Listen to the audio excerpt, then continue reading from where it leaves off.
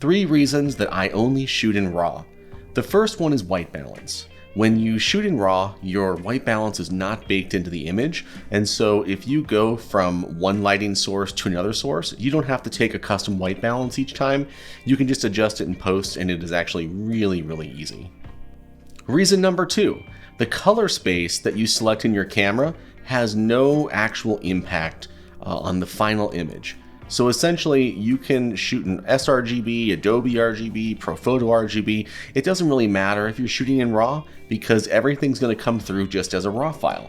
So the way to get a specific color profile when you're using RAW images is on the export. So that means that you can export one of them in sRGB for web applications, so anyone who's going to see it on a computer or smartphone, anything electronic, you're going to want an sRGB.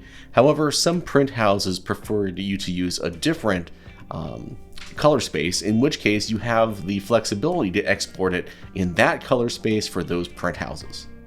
The third reason that I only shoot RAW is the dynamic range and extra data that you get with a RAW file makes it extremely flexible for editing.